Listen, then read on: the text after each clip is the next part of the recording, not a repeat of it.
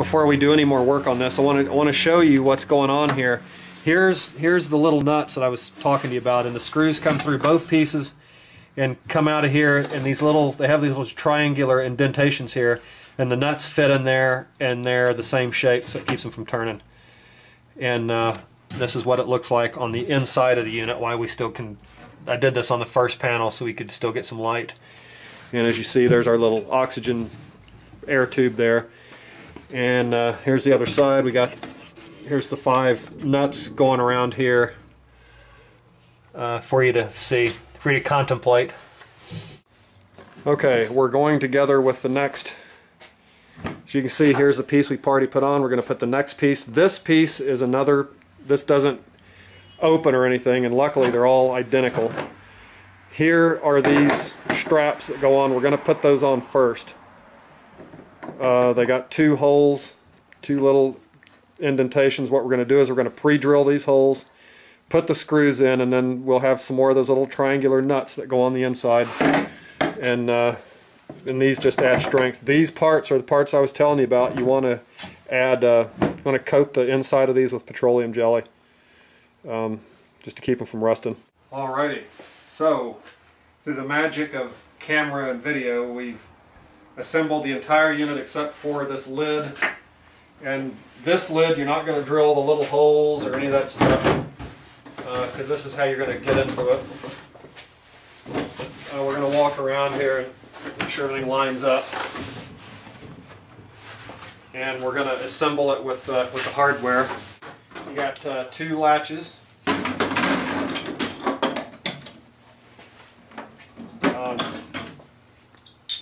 These go for the latches there. And then we got our 2 hinges. As you can see, they're really simple hinge mechanism. There's not even half barrel and pin type hinges. And they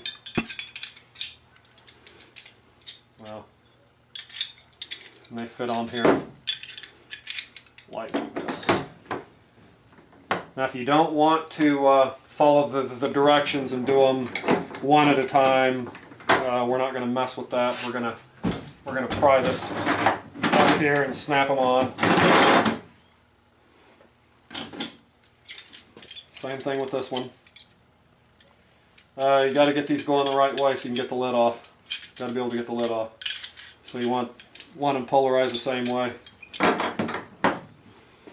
And again, I'm just gonna, if you lean this up far enough, put them down, and you're good to go. You drill your little holes, put your screws and nuts on, and you're done. You're gonna mount to the unit with a single screw here, and then this is gonna go up on this part, and just a simple clasp style hinge there. And as you can see, our part's not fitting right here. I'll have to find out what's going on there. So we got our hinges here. We've solved our problem with it not fitting right. All we do is, if you have a piece that doesn't fit right, just flip it around. These all have to go the same. If you take it apart, there's a little pattern on the indentations here. They all have to go the same way. The first one we put together, miraculously enough, I got it all, I didn't have any problems with it. I got it all going the same direction the first time around. The hinges here, we're just going to coat. Just a little dab of this stuff will do you. This is the part facing the inside. I'm not going to worry about the outside because I can coat that later. And I'm going to coat the hinge pin here because it's going to be covered up or it won't be able to get to it. I know you can buy places, you can buy aerosol oils. You don't want to use WD-40, anything like that. You don't want it in your compost. You want to use petroleum jelly. Isn't the best stuff to probably use either, but it's not going to kill you if it gets into compost.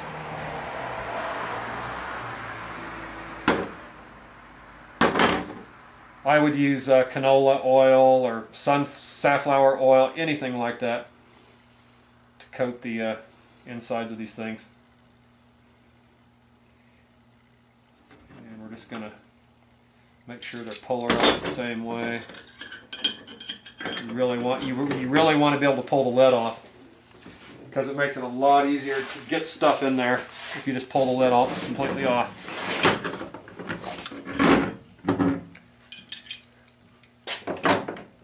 pry this up.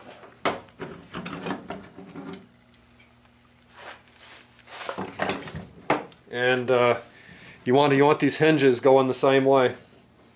Either that way or that way, doesn't matter. I'm just going to pry the door up, and then we're going to shut it there. And they're on, screws, nuts, and done.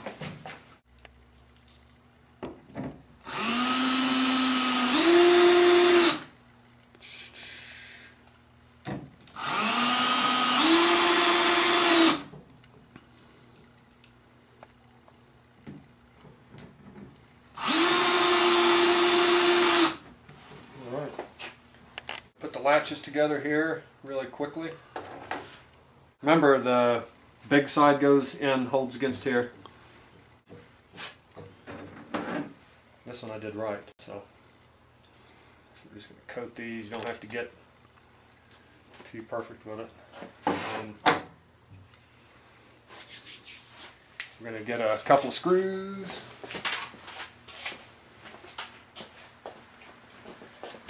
And as you notice, I'm not messing with the drill bit. We're just going to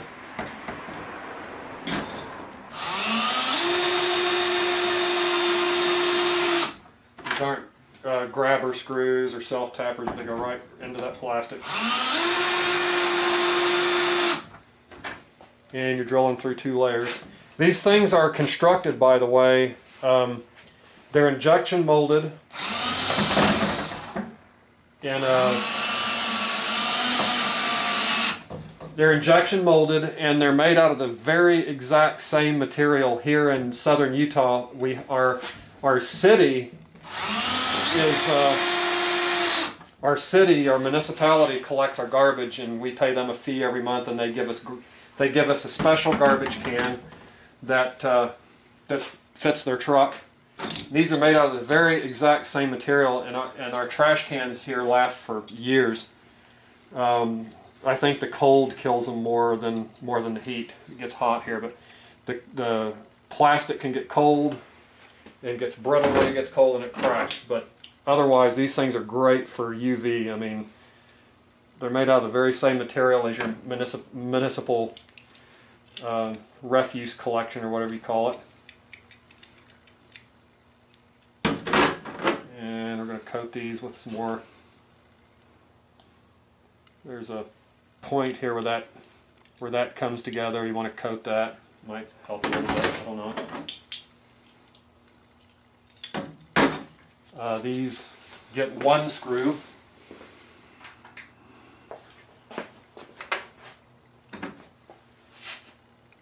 And we're going to rotate after we remove this stuff, we're going to rotate it. You don't want your drill motor on the floor. Rotate this up. We're going to set these on here. Flip our hinges back.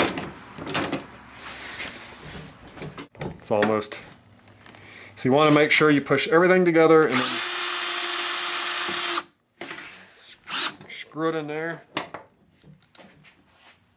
Oops.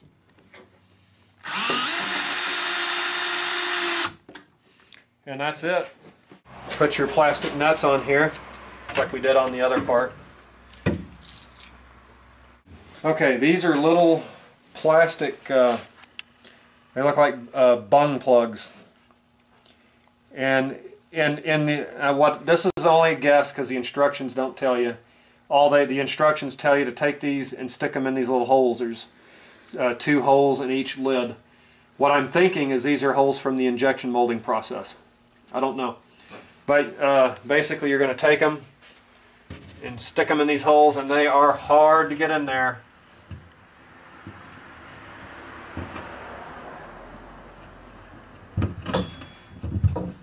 Basically you just shove them in there. That's to keep anything from getting in between the 2 layers of plastic. Easiest way to do them is to kind of wiggle them, get them started, and then once you get them started, they go right in. 6 of them, 2 on each panel. The word I was thinking about a while ago when we were putting it together. And the instructions call for a rubber mallet. And the rubber mallet is for giving these a little tap after you get them on here. So we're going to run around here, pick up this rubber mallet, just give them a little tap, tap, tap, and tap, tap, tap here. Folks, that's basically all there is to it. This is how the lid comes off of those hinges. If you don't watch it, it'll come off all by itself. It's a lot easier to load this thing up.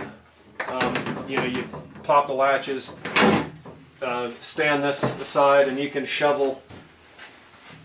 They say it holds 75 gallons. It probably does if it was completely full, but I've had mine up to the sides here. You don't want to go any fuller than that. You want airspace in there, and besides that, you don't want the stuff falling out on your feet when you open the door. We're going to go ahead and put this lid back on here. Line up the hinges.